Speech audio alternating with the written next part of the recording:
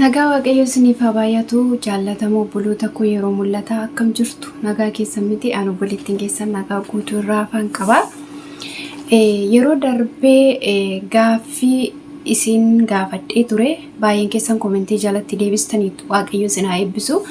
Akkuma har'aa kanammoo jechuudha akka tasaa obboloonni koo viidiyoo kana haaraa yeroo jalqabaaf argitanii akkasinii galuufi aqaatu viidiyoo tokkoffaa ilaalaadha. Engadda gaaffiisaa isiniif qopheesse baay'een keessan jechuudha tokko hanga 5tti bakka duwwaadha. Isa kaaniin filannootiin baay'ee deebistaniitu waaqayyo isin haa eebbisu jabaadha akkuma kanaatti itti fufaadha ayyaanni isaa isiniif haa baay'atu.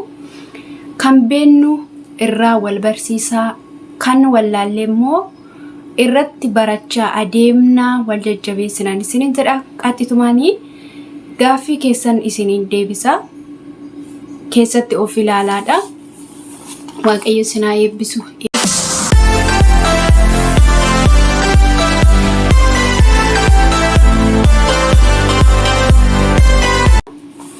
Akkas jedha gaaffii tokkoffaan akkas ture. Yaaqoob ijoollee meeqa qabaa kan jedhu ture gaaffichi deebii isaa har'ammoo jechuudha. Yaaqoob ijoollee 13 qaba jechuudha. Dhiirota 12 fi dubartii tokko maqaan dubartii sana Diinaa kan jedhamtu uumama 29:30 irraati argattu jechuudha. Gaaffii tokkoffaani 13dha deebiin isaa jechuudha. Gaaffii lammaffaan immoo akkas jedha ijoolleen Naahomii maqaan isaanii eenyudha jedha. Ijoolleen Naahomii maqaan isaanii eenyudha jedha bakka duwwaadha. Deebichi akkasidha kiiliyoonii fi miiliyoon jedhamu jechuudha. Naahomii amaatii Ruut jechuudha. Kanaaf Ruut tokko lamarraatii argachuu dandeessu deebiisaa. Ijoolleen Naahomii kiiliyoonii fi miiliyoonii jechuudha. Sadaffaan rageenyarraa sadaffaan Daawit mooticha Salamooniif meeshaa maalii taphate ka jedhuuf deebichi kiraaradha. Tokkoffaa Saamu'eel 16:23 irraati argattu jechuudha. Gaaffii sadaffaarra geenye jirra. Arfaffaan Abrahaam ijoollee meeqa qaba kan jedhudha. Abrahaam ijoollee meeqa qaba kan jedhudha. Gaaffichi deebiin isaa Abrahaam ijoollee 8 qaba.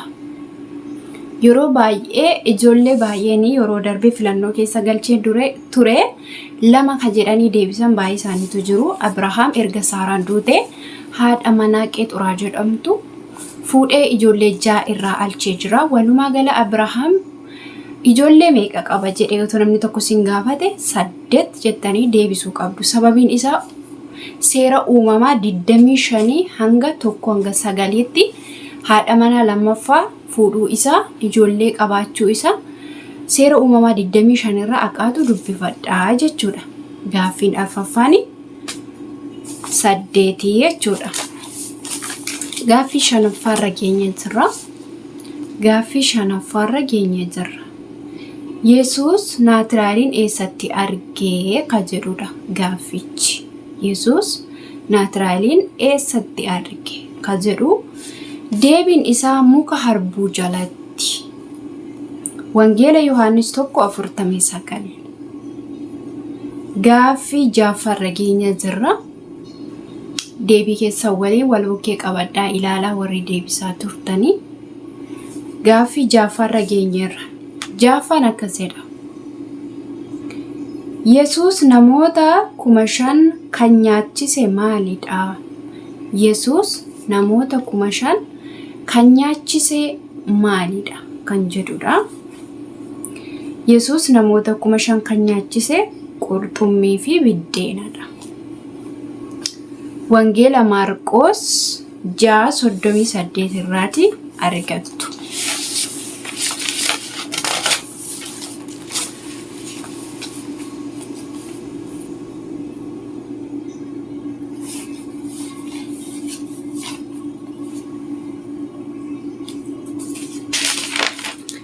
Ifama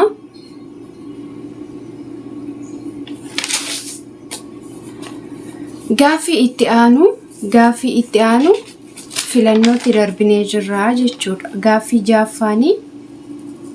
Gaaffii jaaffaanii qurxummiif biddeena jenneerra deebiinsa caadhaa filannoo ture bakka duwwaa miti.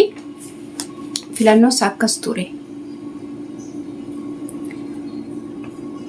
Yesuus namoota 5,000 kan nyaachise maalidha kan jedhudha. A maxinoo, B maxinoof raaciti ifama. A maxinoo, B maxinoo raacitiin qabne, C qurxummii fi biddeena. D foon. Kanaaf deebiinsa caadha. Jaaffaan jechuudha. Jaatii qabee filannoodha. Seeraan na caqasaa dogoggoraaf ifama. Torbaffaan obboleessi kee eessa jira jennaan inni waaqayyoon sobe eenyudha. Obboleessi kee eessa jira jennaan inni waaqayyoon sobe eenyudha jedha. Filannoon isaa akkasidha. A Rubeen, B Qaayeen, C Abel, D Esaawu. Deebii sirriin B'dha. B Qaayeen seera uumamaa 4:9 irraati argattu. 8 farra geenyerra. Ergamoonni fi duuka buutonni gooftaa guyyaa ayyaana maal jedhamudha kan isaan hafuura qulqulluudhaan guutaman. Ergamoonni fi duuka buutonni guyyaa ayyaana maal jedhamudha kan isaan hafuura qulqulluudhaan guutamani. A guyyaa ayyaana cuuphaa, B guyyaa ayyaana 50ffaa, C guyyaa ayyaana faasigaa, D hundi deebiidha jedha. Deebii sirriin B'dha. Guyyaa ayyaana 50ffaa jechuudha. Hojii ergamoota 2 irraa axxanii guutuu isaa dubbifachuu dandeessu. 9ffaarra geenyerra. 9ffaan akkas jedha. Halkan walakkaa mana hidhaa keessatti faarfannaadhaan waaqayyoon kan galateeffatan eenyuu fi eenyudha. Halkan walakkaa mana hidhaa keessatti faarfannaadhaan waaqayyoon kan galateeffatan eenyuuf eenyudha jedha. A Isxifaanosiif Filiiphiyoos, B barattoota 12, C Phexrosiif Yohannis, D Phaawulosiif Sillaas. Deebiin isaa D'dha. Akkuma ni jalqaba isinii himee yeroo darbee gaaffii qofaadha. Amma kaniin gaaffii isaa dubbisuuf akka isinii galuufi. Hojii ergamoota 16:25 irraati argattu jechuudha. Gaaffii 10ffaan akkas jedha. Gaaffii 10ffaa balbala bidiruu Nohii kan cufe eenyudha jedha. A Waaqayyo, B Nohii, C bubbee, D bishaan badisaa. Balbala bidiruu Nohii kan cufe A Waaqayyodha. Seera uumamaa 7:16 irraa argattu.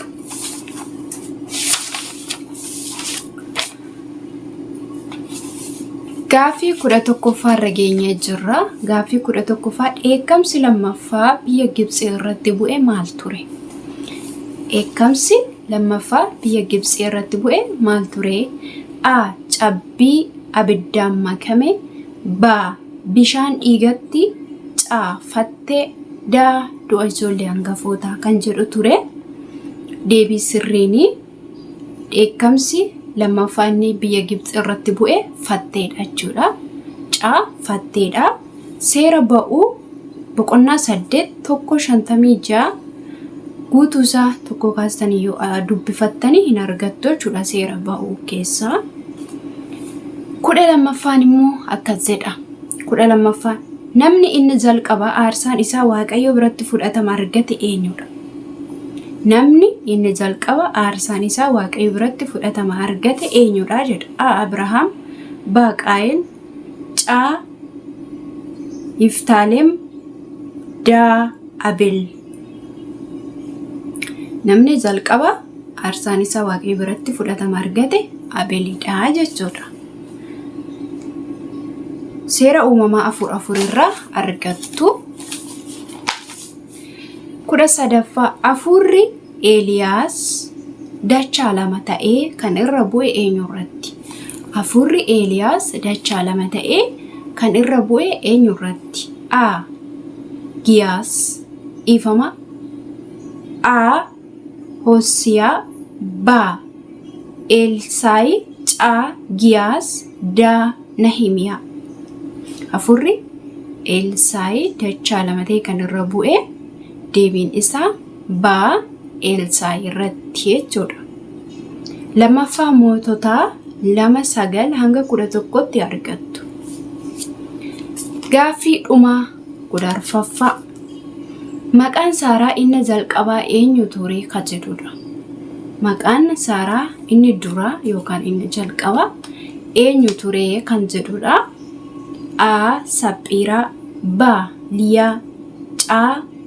Saphaaraa. D. Sooraa kan jedhudha.